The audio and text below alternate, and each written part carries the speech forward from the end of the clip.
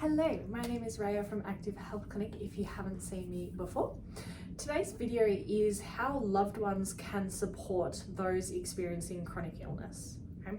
Now this could be a very long video and hopefully it won't be, and we have done webinars on this in the past and upcoming in the future. So if you do have any questions about this particular topic, please comment below and we'll make sure to do some videos on it. So the overall thing we need to consider is the first question: how do we support our loved one in experiencing their conditions, and how do we just support them in general? Now this will differ from person to person, so it's really important that we have open communication around this and that we actually sit down and discuss this, especially those living in the same household. So these are a few main themes that I suggest we discuss and figure out. So one of the first, and this is not in order, one of the first being help them pace and forward plan. So really understand where their needs are, what their baseline is, and what their symptoms are, what their triggers are, what their SIMs are, etc. So that you're able to help them pace and better manage their capacity rather than being one of the reasons that they're extending their capacity. Now we can't always control that, but being considerate of that as best as possible. Now forward planning means looking ahead of time and identifying how best to have the capacity around that. Now it's not to say removal of things or not doing things, but it is to say looking at forward planning is looking at baseline and capacity and how best that can work within our whatever it is we intend on doing. Now next is offering to do tasks. Now some individuals may not actually like this one, and some will absolutely appreciate this one, but sometimes it'll be offering them to offer to do things for them before they're actually asking that they need it, or thinking about how it is that you could support them in things that don't take a lot of time and energy for you, but may take a lot of time and energy for them, or a lot of recovery. So offer to do tasks. Now this might be picking up their shopping, organizing something, doing a couple things around the house, whatever it may be, but just looking at what is it that takes very little energy for you and a lot of energy for them that they don't necessarily get a lot out of. So another one of my videos is energy positive, neutral, negative tasks. So if it's an energy negative task that they don't actually get much out of or anything out of, that you could do that it doesn't actually take much of your energy, then those are really good things for you to be able to do for them. Then another really big one is being there for them. These conditions are extremely isolating, extremely lonely, and we don't have a lot of capacity to be around the people that we love, nor do the things that we love. So it's really important that in whatever way that person can be with you and wants you to be there for them, is that you be there for them. Now this may be physically, this may be emotionally, this may be socially, etc. It's just looking at how you can be there in their lives for them, supporting them through what they're going through, and also how you can support them and be there for them for the person that they are, not just the illness that they have.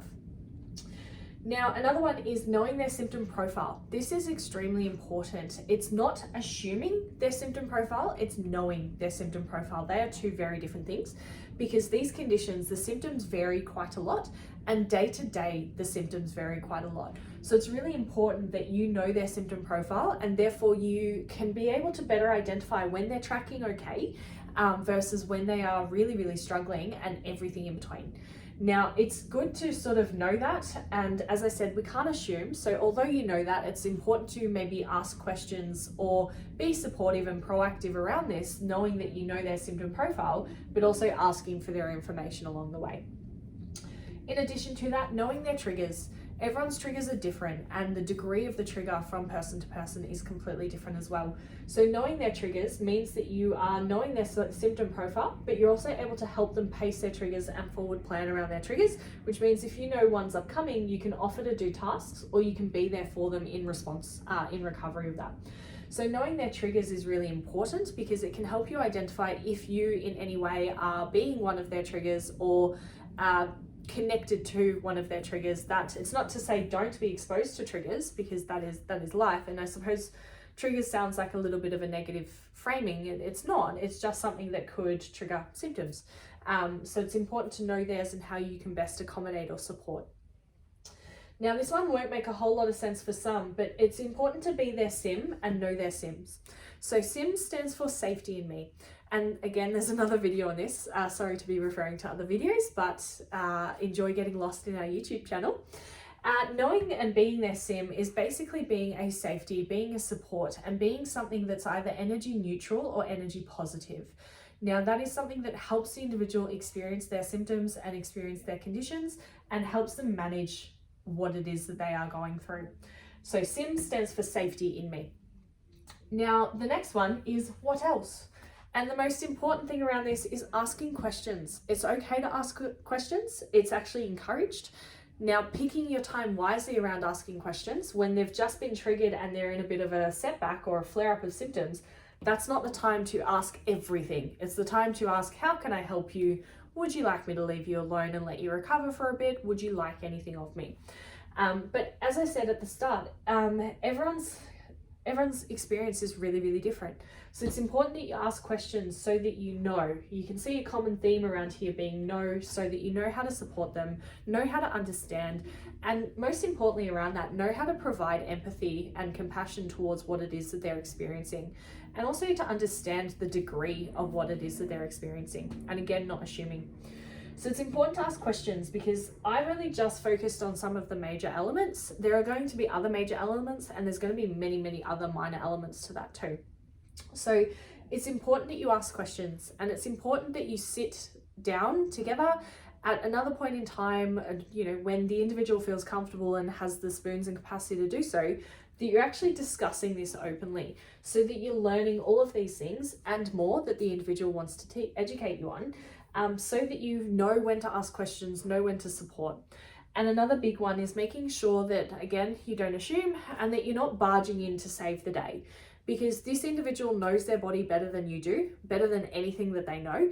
And it's important that you support that knowledge, and it's important that you support that they are sort of the master of this, and you know, you are the I want to say, there's a Star Wars reference here, I'm sure. Anyway, moving on. So making sure that you sit down and have these conversations together so that this can be an open dialogue. And it's really important to have these conversations when the individual doesn't have significant brain fog, and therefore knowing what brain fog looks like to them, and knowing when you should be having the conversation to help them pace and make sure that you're not challenging them at a time where they should be settling and recovering. So that's a lot, and as I said, this could be a much longer video, and it probably will be in the future.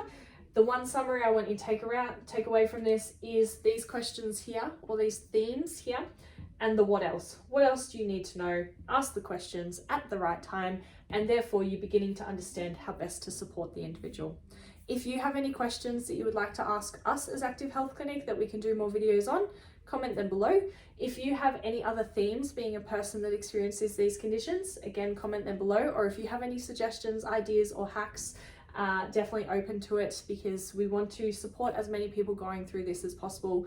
And one thing that you've figured out, someone else may not have experienced or identified yet, and that might help them on their journey. So thank you for listening, and see you soon.